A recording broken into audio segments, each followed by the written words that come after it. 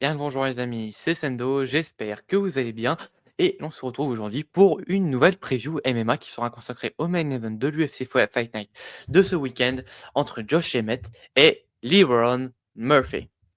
On voit un combat qui est super, enfin que personnellement j'attendais, j'en avais parlé dans l'un des derniers, dans un de mes derniers, enfin pas un de mes derniers lives, mais dans le live, enfin ouais, j'en ai parlé dans un de mes riffs de classiques qui avait suivi l'UFC 309. Non, 308 pardon. Et suivant l'UFC 308 où j'avais débriefé de la soirée et oui, où il y avait eu le Liron Murphy contre Danny Gay et j'avais dit: «Moi, je veux voir, Liron Murphy contre Josh Emmett». Bon, bah, je pouvais pas miser plus juste, et donc là, je ne peux pas être plus content je ne peux pas être plus content car c'est exactement le combat que l'on va avoir. Ouais, alors avec d'un côté un Liron Murphy qui a été, enfin, pendant un bon moment un peu un éternel prospect, qui s'est mis au MMA relativement, enfin, mmh, je vais aller revérifier les dates, mais je crois qu'il s'est mis au MMA relativement tard. Ouais, bon, très relativement, mais voilà, actuellement il a 30, quoique, ouais, actuellement 33 ans. Premier combat en 2016. Donc ouais, son premier combat pro MMA en 2000, ouais, à 24 ans, ce qui est bon. Ouais, ce qui est un peu tard, mais ce qui est pas extrêmement tard. Je sais pas si bon, je crois que la scène amateur à l'époque était pas très développée, mais, bon bref, c'est une autre histoire, qui a vraiment évolué sur son début de carrière vraiment dans la petite scène, enfin, ouais, sur la petite scène, britannique qui bon, et quand je dis petite scène, j'entends par là qu'il a pas été signé aux Cage Warriors ou autre bonne ou au BAMMA à l'époque, enfin, des milieu des années 2010, le BAMMA était vraiment une bonne organisation. Il a pas du tout été signé dans ce genre de promotion. En fait, il a très, très vite, après 8 combats dans des toutes petites promotions, genre, Full Contact Contender, ouais, qui est vraiment pas une promotion, enfin, ouais, une organisation qui est restée, enfin, ouais, qui s'est instaurée comme une des meilleures, on va dire. Mais voilà, après ce petit parcours, pas flamboyant, en tout cas pas marquant dans l'absolu, pas sur une grosse scène, bah, il a très vite signé à l'UFC dès 2019 au final. Il fait son début à l'UFC, bon, c'est un match nul, voilà, face à attends, Zubara Tukugov qui je crois est un plutôt bon combattant. Mais désolé, je suis en train de recheck, mais je crois que c'est un plutôt bon combattant au global. Ouais, ouais, enfin bon mais pas exceptionnel en gros, je pense.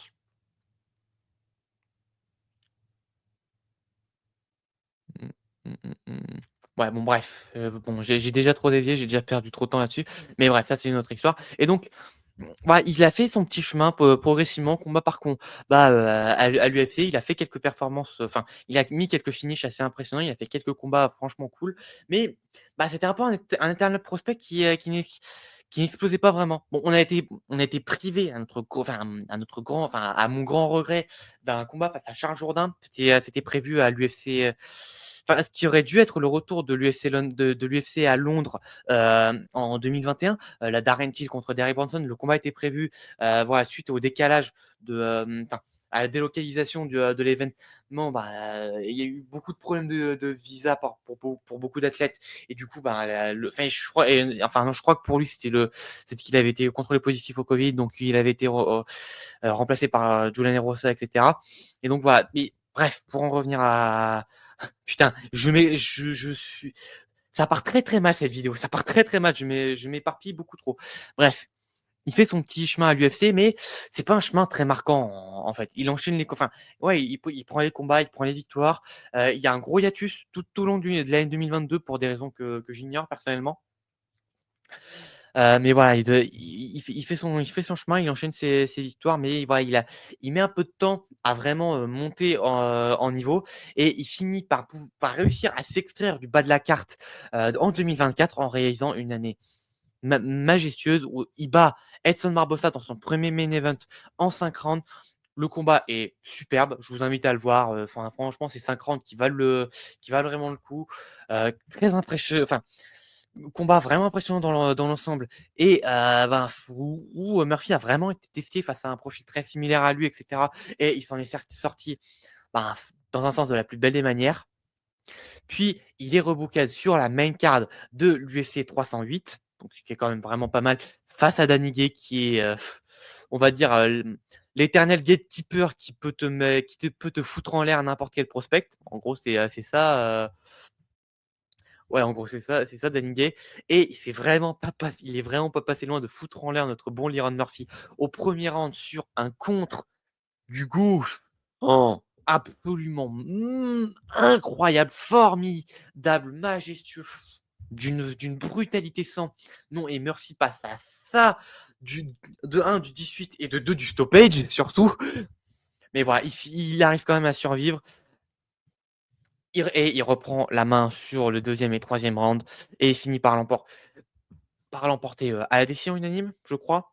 Donc voilà, un très gros comeback, de très belles remontées fantastiques et très, très bonne victoire qui le fait monter cette fois-ci, à la 9e place du classement et donc il est opposé au numéro 7 du classement, UFC, Josh Emmett pour son deuxième combat, enfin pour le deuxième combat de main event de Liam Murphy et le moins qu'on puisse dire, c'est qu'il est pas opposé à n'importe qui. Voilà, Josh Emmett, lui, c'est un gars qui est à l'UFC depuis très longtemps. Ça fait presque 10 ans qu'il est à l'UFC. Il a mis un paquet de temps avant, ouais, vraiment un bon bout de temps avant de réussir à prendre, comment dire? Ouais, avant de prendre la hype et la reconnaissance qu'il mérite. Il a beaucoup stagné sur le début de carte pendant ses 2 premières années à l'UFC.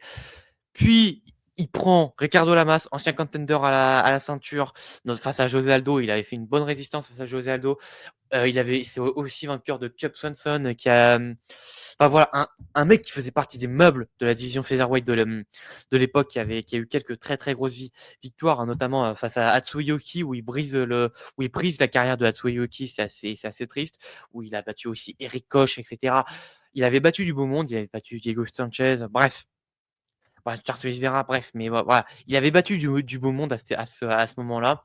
Il avait déjà connu quelques défaites, mais on n'était pas encore enfin, ouais, il faisait encore partie des meubles et c'était devenu le vrai gatekeeper du top 10, voire top 5 et Josh Emmett lui claque un KO en décembre 2017 magistral et là, il commence à être un peu sur la carte et enfin à monter un peu dans les classements, à monter et à potentiellement atteindre le niveau de enfin, le statut de main eventer sauf que juste après, il se prend un des stoppages les plus violents je pense que c'est ce qui était son premier main event à l'époque.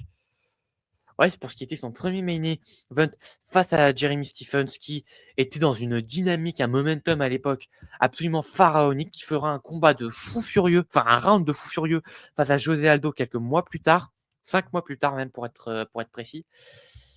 Et ben, Josh Emmett se prend un stoppage monstrueux avec un KO terrifiant.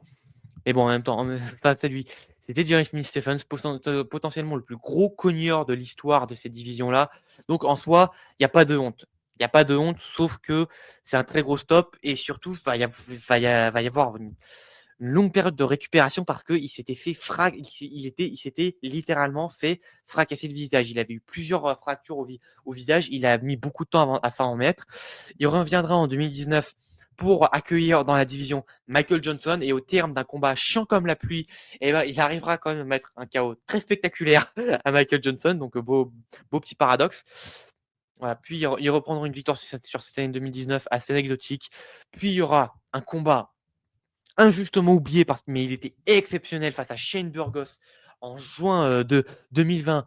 3 rounds au bout de l'enfer, 3 rounds de guerre pharaonique, dantesque de bout en bout et qui lui causera un nouveau hiatus, malheureusement pour lui. Ce qui l'amènera à faire son retour en décembre 2021 face à Danny Gay pour une nouvelle fois un très gros combat. Puis pour, un combat entre top 10 face à Kelvin Catar dans un super combat, très, très beau combat que je vous invite là encore à revoir. Très, très belle opposition en 5 rounds.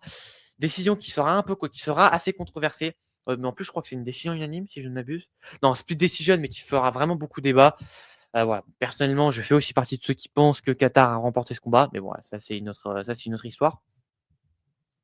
Donc voilà, mais voilà, il n'en reste que il obtient ce qui est peut-être sa meilleure victoire en carrière face à Kelvin Qatar et du coup, ça lui donne une opportunité à la ceinture intérimaire, qu'il disputera face à Yair Rodriguez à l'UFC 284 alors qu'Alexander Volkanovski voulait tenter de devenir champ et que tu dans la même soirée.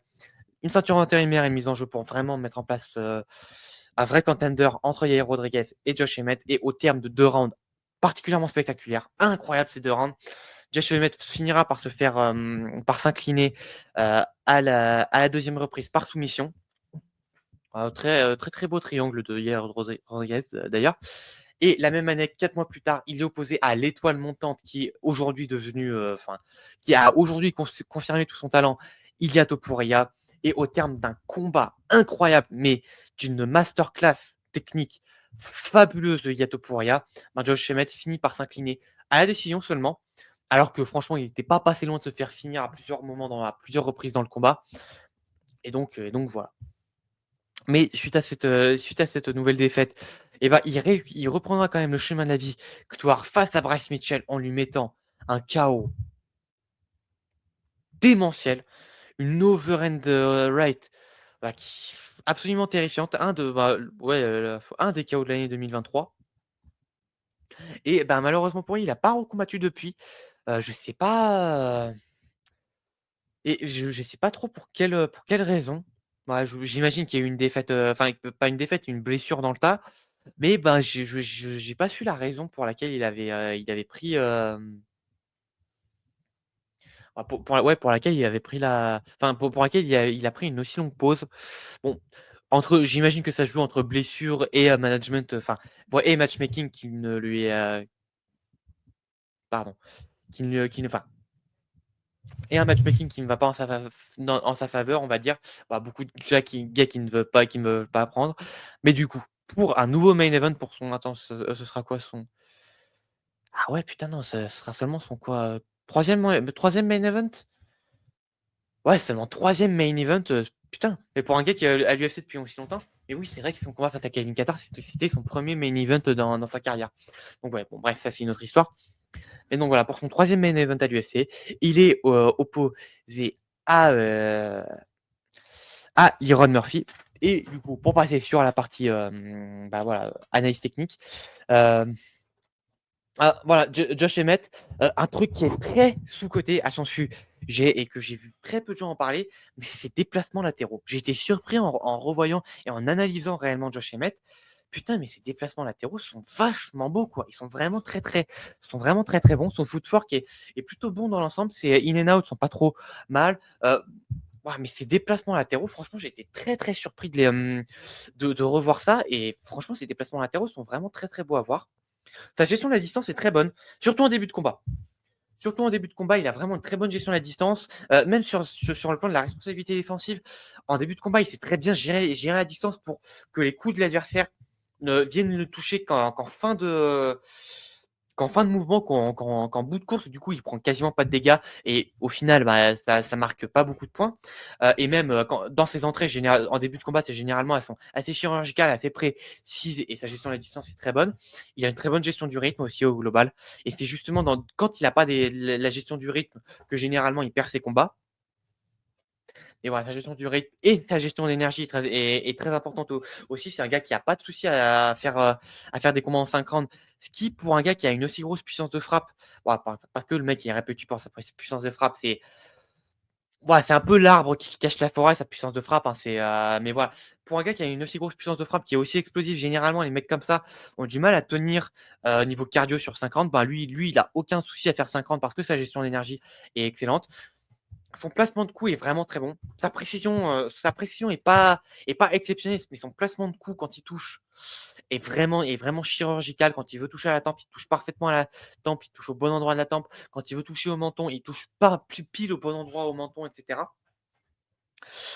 Un truc qui est assez intéressant, c'est que là où la plupart, hem, set des power shots pour envoyer des combinaisons, beaucoup font ça.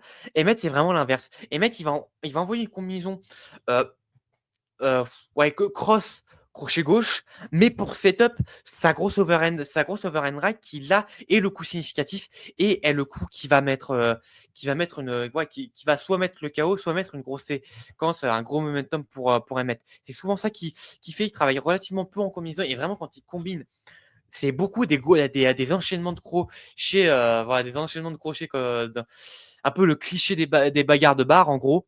Voilà, ce qui était beaucoup Tank About, Don't Fry, etc. Voilà, à l'époque, quand il combine, c'est vraiment ça. Mais voilà, ses setups sont pas si mal. Il a un bon placement de peau, etc.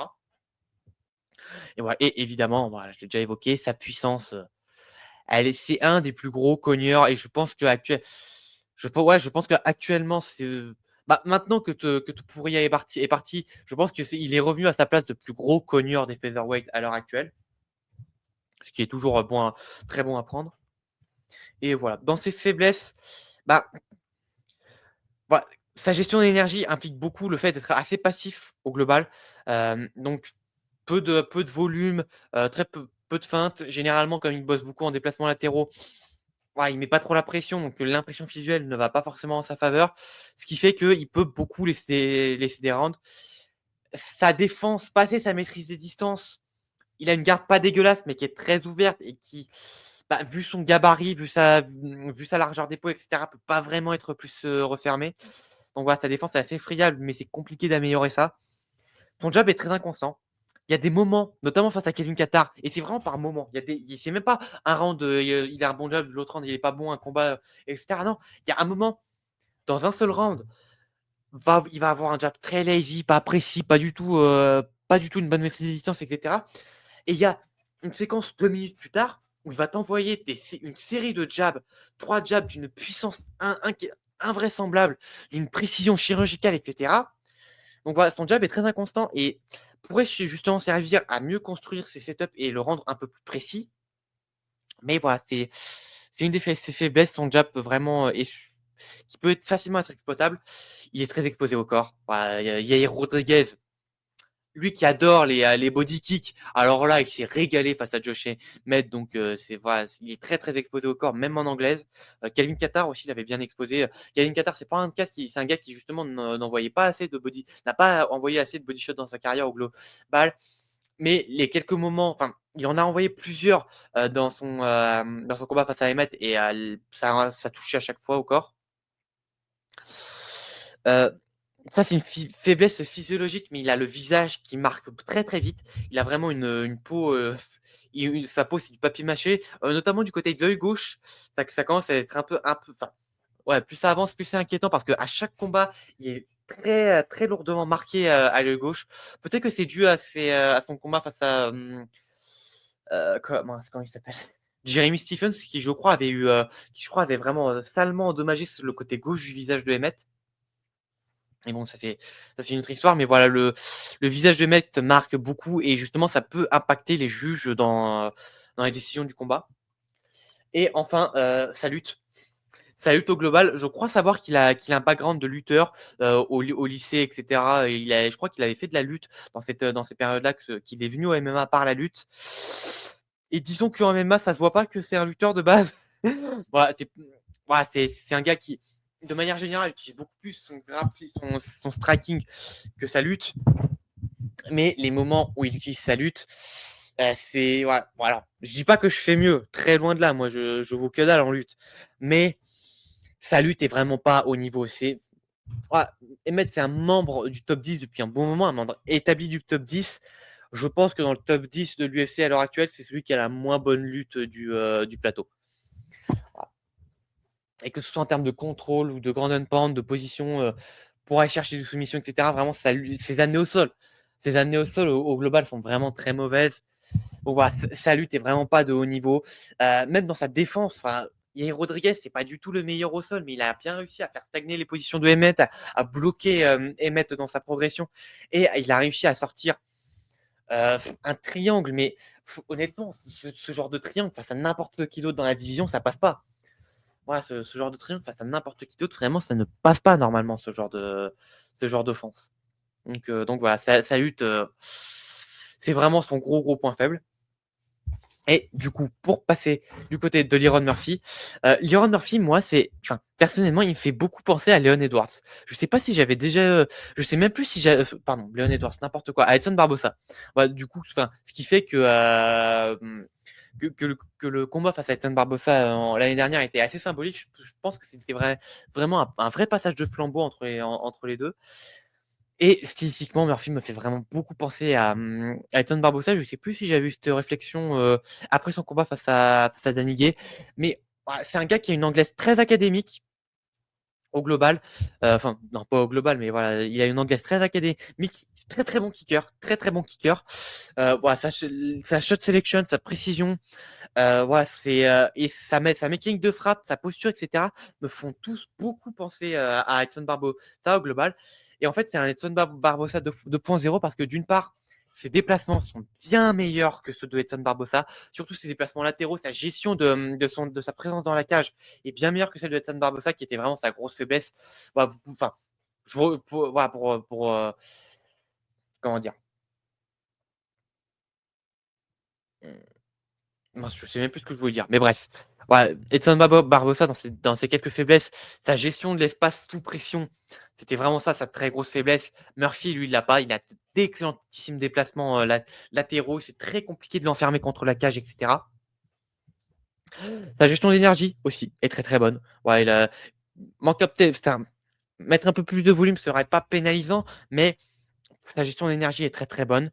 Il a une très grosse capacité de récupération. À chaque fois qu'il se fait salement toucher, bon, voilà, face à Danny Gay, le contre qui se prend était particulièrement violent et récupérer de ça, il faut vraiment le faire.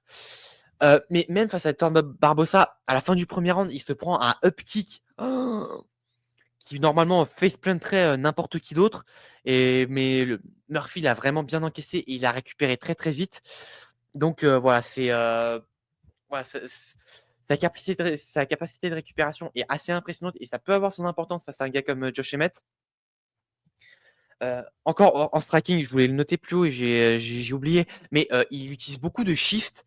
Voilà, vous savez, les shifts, j'en fais la propagande à chaque occasion. Je trouve que c'est une arme qui est très sous-utilisée, surtout en boxe anglaise d'ailleurs, mais voilà, ça c'est une autre histoire. Mais voilà, même en MMA, c'est relativement sous-utilisé, c'est assez peu utilisé. Les shifts de Liron Murphy sont très très propres, sont très pertinents, sont très intelligents. Il le fait surtout en anglais, ça lui sert surtout à continuer ses combos. Et surtout, il sait très bien les masquer. Je dis souvent que les shifts, c'est compliqué d'avoir une bonne responsabilité défensive sur ces actions-là. L'un des moyens, c'est de bien les masquer par des feintes, notamment. Et ça, Liron Murphy le fait de la plus belle des façons possibles. Voilà, ces chiffres sont très très beaux de base et en plus sont très très bien masqués, sont très très bien set-up. Et pour du côté de ses faiblesses, je trouve que son évaluation de la distance, c'est même pas son contrôle de la distance, c'est son évaluation de la distance, comment il voit son adversaire, à quelle distance il voit son adversaire, et cetera. Je trouve que son évaluation de la distance est vraiment pas ouf au global. Ouais, il se prend beaucoup très très souvent, bah, ça a été le cas par exemple face à Edson Barbosa, où il y a des moments, bah, il est plutôt à longue distance et pourtant il se prend des jabs un peu out of nowhere. Et ouais, je pense pas que c'était du fait de Barbosa, c'était vraiment que Murphy avait mal évalué la distance. Même parfois quand il avance, c'est pas la meilleure chose. Enfin, ouais, son évaluation des distances, c'est pas la meilleure. Il est très sujet au contre. Ah, ça se voit, ça s'est notamment vu face à Danny Gay, mais même face à Edson Barbosa, ça s'est vu, et cetera. Il est très sujet au contre, surtout en début de combat. Moi, je trouve que je rangerais un peu dans la catégorie des slow starters, des gars qui peuvent vraiment, qui commencent assez lentement leur combat. Ouais, Donald Cerrone, par exemple, c'est le meilleur exemple. C'est vraiment le meilleur exemple d'un starter qui commence très très beau, à très faible volume au début, et donc ben, finit par. Ouais, et du coup, bah, peut se prendre de violents stoppages par moment, et cetera. Je trouve que Liron Murphy, c'est un peu ça. Ouais, face à Edson Barbosa, le premier round était vraiment pas cool. Il se prend un sale up kick au premier round. Ouais, face à Danny Gay, pareil, c'est au premier round qu'il a une entrée vraiment lazy et qu'il se prend une remise terrifiante. Donc, un peu un slow starter et surtout ouais, qui est très sujet au contre, je trouve. Et enfin, dans son attitude, je trouve qu'il y a des moments, et encore une fois, surtout en début de combat, où en fait le gars se regarde boxer. Et ça se voit surtout dans sa posture, et surtout sa posture, comment il tient ses mains. ses mains, il les tient en posture de shadowboxing, ce qui est bah, ouais, ce qui je pense quand même en dit pas mal sur en fait, sur la confiance qu'il a et aussi dans sa mécanique de frappe par moment. Mais sa façon d'envoyer des coups par moment, il les envoie comme s'il faisait du shadowboxing et ça pour moi, c'est vraiment pas bon. Il y a des moments où il est vraiment très paresseux dans sa mécanique de frappe, ses retours défensifs et cetera. Il y a vraiment des moments où il se regarde boxer, on a l'impression qu'il fait du shadowboxing dans la cage. Ce qui est vraiment pas une bonne, chose. Voilà et bah, du coup, pour passer un peu à la partie, game plan, qu'est-ce que je pourrais voir, qu'est-ce que les 2 pourraient apporter stratégiquement l'un face à l'autre? Heu, Bah, des deux côtés, pour moi, il faudrait vraiment qu'ils peaufinent leur jab, améliorer leur jab. Murphy a un plutôt bon jab. Je pense que si ça doit faire au duel de jab, je pense que Murphy est plus constant dans son jab, a une bonne gestion ouais, un bon jab, au global. Pas spécialement impactant, mais qui sert très bien à construire ses combinaisons quand il combine et cetera, à gérer le rythme et cetera. Son job est plutôt pas mal. Du côté de Emmett, pour moi, il doit absolument mettre des low kicks. Enfin et c'est un truc qu'il utilise pas assez. Il les avait pas mal utilisés face à Ilia Topuria. Ça avait pas spécialement fonctionné, mais c'est un truc sur lequel il devrait vraiment plus persévérer. Envoyer des low kicks, ça peut vraiment être, très bon. Je trouve qu'il en envoie pas assez et surtout ça pourrait faire, bah, voilà, ça pourrait créer des opportunités, de contre. Comment dire? Ah non, non, c'est pas ça que je voulais dire, attends. Oui, c'est ça et du coup, pardon, je m'étais perdu dans mon raisonnement et du coup, ça pourrait aussi lui permettre de mieux, construire ses combinaisons et cetera. Plus feinter aussi pour, un peu envoyer Murphy surtout en début de combat, surtout, envoyer Murphy mais faire louper Murphy et le contrer à ce moment-là et aussi, faire venir Murphy à lui. Voilà, je pense justement dans cette optique, du contre. Donc par quel moyen faire venir Murphy à lui? Bah, déjà, se mettre sur son pied arrière de base. Ouais, ouais, Murphy, il est très adaptable. Quand son adversaire lui met la pression, il va travailler du pied arrière. Quand son adversaire recule, il va mettre la pression, il va avancer, et cetera.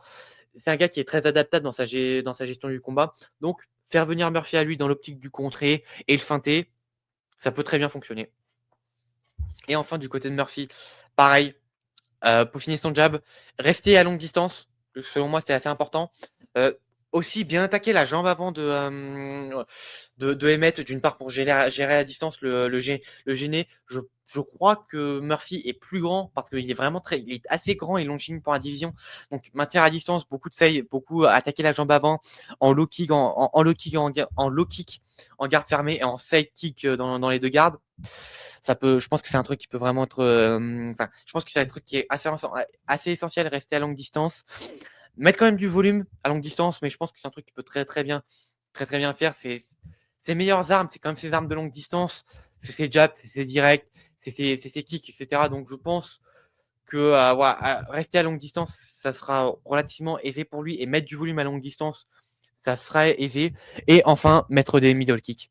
Voilà, ça avait fonctionné comme c'est pas permis, pour Yair Rodriguez. Emmett, il est très sujet au, heu, au middle kick et surtout, je pense que même si Emmett les attrape, je pense que Murphy est meilleur en lutte qu'Emmett et d'ailleurs, j'ai complètement oublié de noter ça. Enfin, et pourtant, si, je l'ai noté dans mes notes, mais j'ai complètement oublié de le dire. Murphy a une très bonne lutte, je trouve. En termes techniques, ouais, ses placements de main, ses amenés au sol, ses contrôles, je trouve son command point n'est pas ouf, on va dire. Du moins, il l'utilise pas assez, mais ouais, je trouve que sa lutte est vraiment très, très bonne. C'est pas une des meilleures de la division, mais franchement, c'est une bonne issue de secours. Son clinch est pas mal, ça lui permet, quand il est touché, ça lui permet de bien récupérer et quand il est, comment dire? Ouais, ça lui permet de bien récupérer et ça peut lui aussi lui permettre de marquer des points quand il est dans des situations pas faciles et cetera. Bon, son sol est plutôt anecdotique.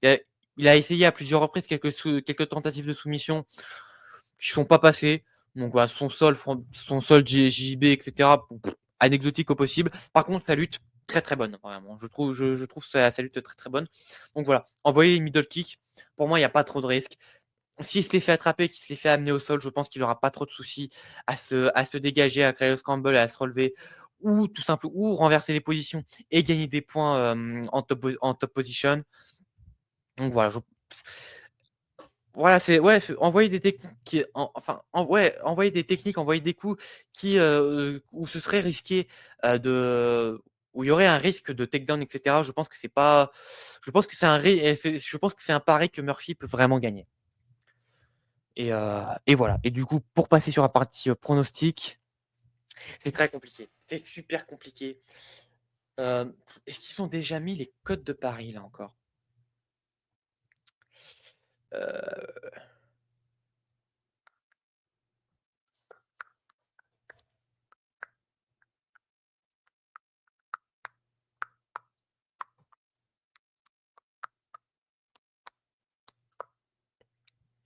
Où est-ce que c'est? Ouais, Josh Emmett. Donc ouais, Liron Murphy favori à 1,28 et Josh Emmett underdog à 3,35. Waouh! Alors je suis autant qu'ils mettent Murphy favori, je suis pas choqué, autant le mettre favori à ce point-là, c'est dur pour Emmett quand même. Surtout que c'est lui qui est le plus haut dans le classement, qui est le plus expérimenté. C'est lui le gros puncher des 2 qui peut faire terminer le combat. Je pense que s'il y en a un qui peut terminer le combat, c'est Emmett. Heu Putain, ouais, surpris. Ah, surpris par ces codes de paris. Parce que attends, ça fait du combien du coup? Attends, ratio 33-35, ça fait quoi? Ça fait un underdog à putain 70-10. Ah ouais, ça pour moi c'est beaucoup trop. Honnêtement, c'est beaucoup trop. Autant qu'ils mettent un peu, qu'ils mettent Liron Murphy léger favori, je peux l'entendre. Mais honnêtement, pour moi, c'est du 50-50, hein. Avec peut-être léger avantage à Murphy, par sa variété, enfin voilà, sa polyvalence, et cetera. Mais le mec, il a ses chances, quoi. Il a pas 50 chemins de victoire, mais franchement, le chemin de victoire classique du, Murphy qui se fait prendre à froid et par la puissance des mètres, donc qui se prend un KO, me paraît vraiment probable aussi. Donc, ouais, franchement, donc voilà, pronostic, personnellement, j'irais plutôt sur le côté sur, un 50-50, honnêtement. Je vois difficilement enfin, quoique c'est pas impossible non plus. En 3 rounds, il y a vraiment moyen que Emmett, remporte le combat. Après, j'ai quand même une certaine confiance dans le menton et surtout la capacité de récupération de Murphy. Parce que le knockdown qu'il s'est pris face à Ige quand même, il est très, très impressionnant. Surtout dans la physionomie dans lequel il est, la façon dont il se prend le coup, dans la position où il est, le timing dans lequel il le prend, et cetera. Je pense que ça aurait knocké un bon paquet de personnes quand même. Donc, heu, donc ouais, il y a mmh, donc ouais, j'ai quand même une certaine confiance dans le menton et la capacité de récupération de Murphy. Je le vois bien gagner le round, mais autant je pense quand même que Josh Emmett sera un peu moins passif que Danny Gay. Donc j'ai quand même tendance à supposer que Danny Gay enfin que par rapport à Danny Gay, je serais pas surpris que Josh Emmett chope le premier round en 18 s'il termine pas Murphy. Honnêtement, sur ce combat-là, c'est le genre de combat où j'aimerais bien miser sur un match nul, honnêtement. Sur un Josh Emmett qui prend putain non mais en fait, plus j'y réfléchis, en fait, non, ouais, plus je verrais Emmett favori au final, moi. Ouais, non, je vais changer mon pronostat. Je vais plutôt mettre Josh Emmett, léger favori à 55-45 et pronostic. Putain, mais franchement, le potentiel que Emmett, gagne par un monstrueux KO au 1er round est vraiment pas exclu, hein. Est vraiment, vraiment pas exclu.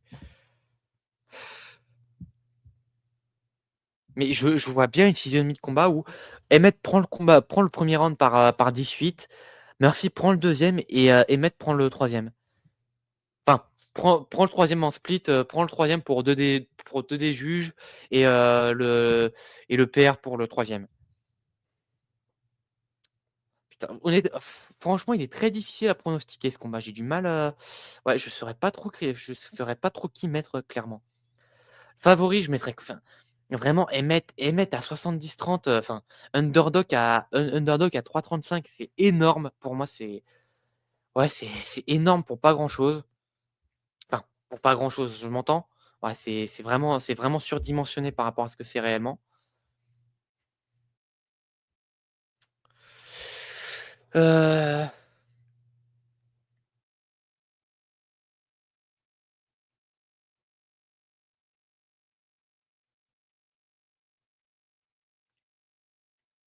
Allez, pour me prononcer, je vais dire Emmett par majority decision. Voilà, je vais mettre une victoire de Emmett par majority decision. Alors personnellement, je préférerais quand même que ce soit Murphy qui l'emporte, même si je pense pas que Murphy ait de quoi aller chercher le titre. Je pense que ça peut faire un très très bon gatekeeper du top 5. Pas forcément contender, mais vraiment bon gatekeeper du top 5 qui peut donner de très très beaux combats à un peu tout le monde. J'aimerais beaucoup voir Liron Murphy contre Arnold Allen, ça me plairait énormément. Ça me plairait vraiment beaucoup. Un Liron Murphy, je vais aller check le ranking. Mais... Un Liron Murphy contre la Jermaine Sterling, franchement, je serais très curieux. Murphy Giga Chikadze, j'aimerais aussi beaucoup voir ça. Ce serait aussi très très cool. Et voilà. Liron Murphy contre Diego Lopez ou Movsar Evloev. Je, je, je pense que, ouais, je pense quand même que Murphy partirait net underdog, mais ça serait de très très beaux combats à voir aussi. Donc, et en plus, avec, ouais, c'est vrai qu'il y a aussi Patricio Pitbull qui arrive à l'UFC dans pas très longtemps. Donc, ouais, en deuxième combat à l'UFC, un Liron Murphy qui serait pas loin du top 5. Ça pourrait aussi être très cool. Donc, ouais. Mais après, s'il se prend une défaite, il aurait peut-être à 33 ans. Bah, je sais pas. Ouais, non, je pense quand même qu'une défaite impacterait moins Murphy que Emmett. Autant Emmett, je pense qu'avec un gros KO et c'est bon, ce serait reparti, quoi. Donc ouais, le problème du cœur irait quand même du côté de Murphy par décision. Voilà. Bon, d'une part parce que j'ai du mal à le voir finaliser Emmett, et d'autre part parce que quand même, voilà, j'aime bien Emmett, donc voilà, je préférerais quand même voir si Murphy doit l'emporter, j'aimerais quand même le voir l'emporter à la décision. Et le pronostic, j'irais sur un Josh Emmett qui remporterait le combat par majority decision. Voilà, deux juges qui, enfin, ouais, les trois, enfin ouais, deux juges qui voient premier round 18 et le troisième round pour Emmett. Et le troisième juge qui voit 18 Emmett au premier round et Murphy sur les deux autres rounds. Putain, c'est quand même ambitieux, hein. Ouais, parce que quand même, les juges sont quand même toujours aussi frileux de mettre des 18. Donc bon.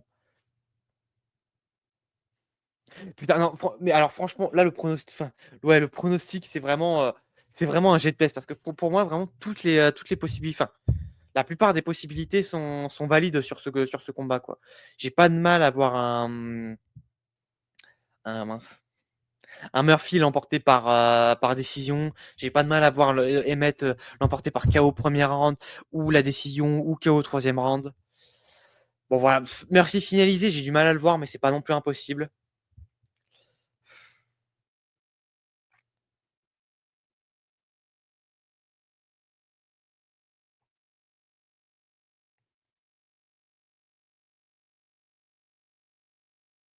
Hmm.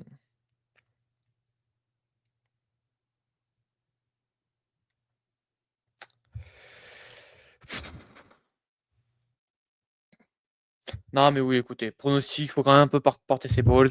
Donc voilà, je vais mettre Josh Emmett vainqueur par majority decision. Donc voilà, c'est là-dessus qu'on va terminer cette vidéo. J'espère qu'elle vous aura plu.